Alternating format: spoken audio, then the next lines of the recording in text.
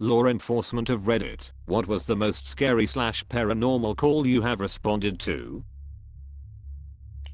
I've been in law enforcement for several years now. I serve a small rural town. During the summer of 2015, I had one of my most unsettling experiences. That evening my partner and I were called to investigate a potential trespasser on some residential property out in the sticks. A young girl, about 15 or 16 years old, had called 911 and reported that a person wearing a clown costume was loitering around her backyard. I'll refer to her as Sarah. She was extremely frightened when we arrived. Her mother had to work late that night, so Sarah was home alone. She explained that a tall person in a clown costume had repeatedly emerged from the woods in her backyard. She first saw him when she went to let her dog out. He was peering at her from behind a tree, beckoning her to come over.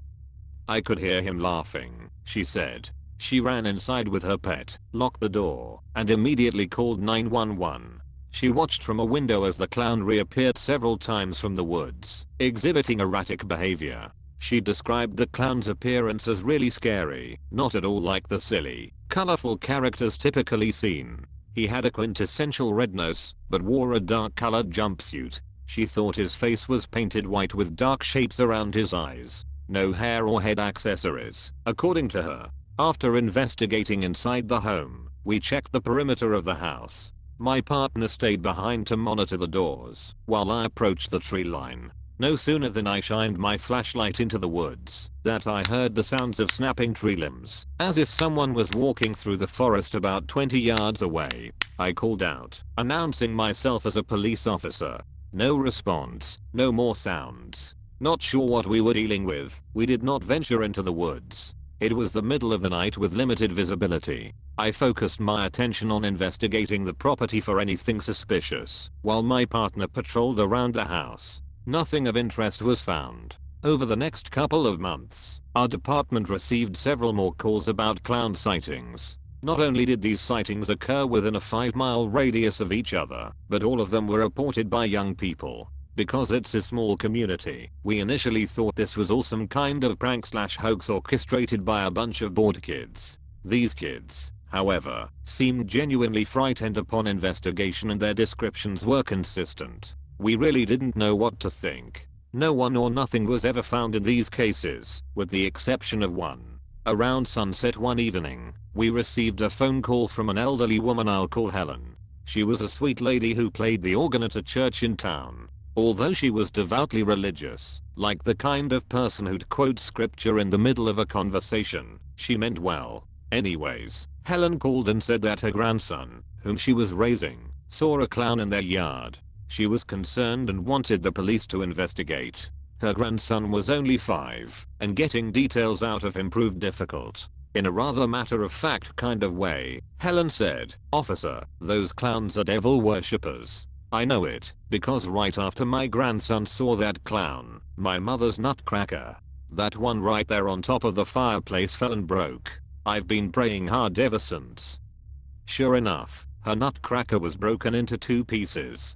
I did an internal eye roll and redirected the conversation. "Let me walk outside and check things out," I said.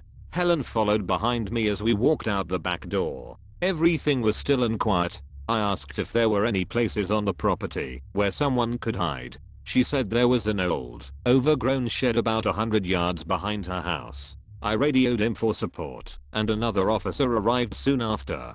Thankfully it was a lightly wooded area, so the shed was easy enough to find.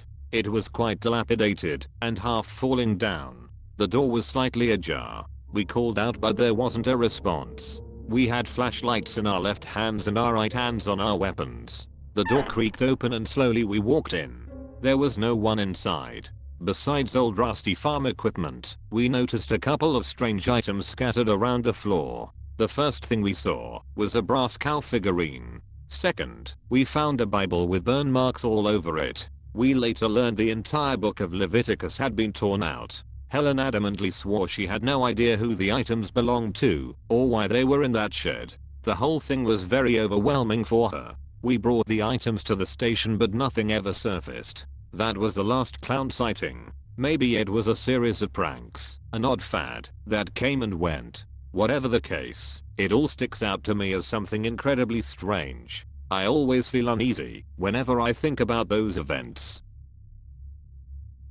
Early in my career, the elevators in the older section of CIA headquarters, known as the Original Headquarters Building or OHB, were known to have quirks. I think they still do. Occasionally, the elevator would stop, and the doors would open at a floor with no one there, and no one on the elevator had requested that floor. I heard secondhand that the thing to do when that happened was to say, "Good day, Mr. Director," because it was assumed that the doors opened for the ghost of Alan Dulles. OHB was his project, as many know, but he never was able to move into his office, having been replaced as CIA director just before it was ready. My dad used to be a 911 operator for about 15 years. I asked him what his most disturbing call was, and he had this one lady that was on the phone pleading for help. She was being held hostage. When he tried to get information so the police could come, the guy who abducted her came in and asked who it was and shot her. He said it was the most disturbing thing he had ever heard while on the job. He had to resign because he had never had a phone call like that and it hurt him really bad. He has been working at a call center for US Bank for the past 11 years. My friend is a detective. They got a call with woman panicking and screaming she thought she was being followed. They located the house she was calling from. They didn't find her, but they found 2 bodies that have been there for at least 2 years. Mummies, essentially. One of the bodies belonged to a woman of approximately the age of the woman who called. They never found who the bodies were. Neighborhood was pretty safe and upscale, and nothing weird happened there for like 30 years. The house was not in use and was more like an investment for the owners. He once got drunk and told me he would give half of the rest of years he got on Earth to know what happened that day. Late evening, maybe a decade ago, I ended up running silent to a call with additional units in tow. The caller reported hearing footsteps on her second floor when she was in the kitchen. She lived alone, middle-aged, divorced, no kids, and had no expected company. She is outside across the street when we arrive, obviously unnerved and being calmed by her neighbor. Other units showed up almost as I did and set up a perimeter at the corners of the property. We talk with her, get permission to enter, so we decide we'll announce ourselves and clear the house. 3 of us stack up on the front door, announce and make entry, while the other officers are viewing the windows from a distance under concealment. She was in the midst of making a really late dinner, so the house smells really good. I remember how good it smelled. Anyway, we clear the ground level and make our way to the stairs when we hear it. Obviously footsteps on the wood floors above us. Not a panicky "oh shit I'm caught" footsteps and running to hide or escape. No, these were calm, methodic and almost pace-like. We announce ourselves again and no response, except the pacing just starts to sort of fade away. Quietly I make my way up the steps, adrenaline pumping and concentrating on buying the corner at the top. I stop a few stairs shy of the corner, breathe, and proceed up. The hallway at the top was pitch black, and after successfully clearing the top corner we make our way down the hallway clearing rooms. Nothing. Nobody. Not even a critter. Not that any critter would ever make what I describe as human footsteps on hardwood. After the initial search, a few of the other officers involved also checked every nook and cranny, bed, closet, rack, hell, even the washer, dryer, appliances, and cupboards were thoroughly searched. Nothing was out of order. Nobody was hiding anywhere. Eventually we invite the lady back into her residence and reassure her that there was nobody in there, and we equated her noise to maybe wood shrinkage or expansion in the home. None of the officers outside, and after our initial search, had seen anybody leave the top or bottom floors or windows. The house had no indications that anybody tried to force open a window or door. I stayed behind for about 30 minutes once the other officers cleared the call and waited while her friend showed up to stay the night with her. I went over basic security measures with her and double checked all her windows and doors so they were not compromised. She fed me well done lasagna as I waited, and to this day, I'm convinced that I interacted with another dimension of life that day. I worked at the Naval Hospital in Camp Pendleton in 2013. I was part of the transition team that moved the last of the belongings that they wanted from their old location to their new one. Along with others on my team, we were part of the final sweep as far as cleaning up, waxing the floors, and locking up some of the higher level rooms within the old hospital. It was a nice gig because there was a ton of office supplies that was going to just get thrown away along with some office chairs. I like to draw, so I took home 2 chairs, one for me and one for my roommate, along with a plethora of pens and paper. In my duty section there was also the security role of watching over the barracks that was just outside of the hospital. With the Navy, being the Navy, they didn't transfer anyone over to the new barracks till about a full 8 months after the move to the new hospital. So someone still had to stand duty there as well as patrol the old hospital as to keep away any would-be vandals from a place they thought was completely abandoned.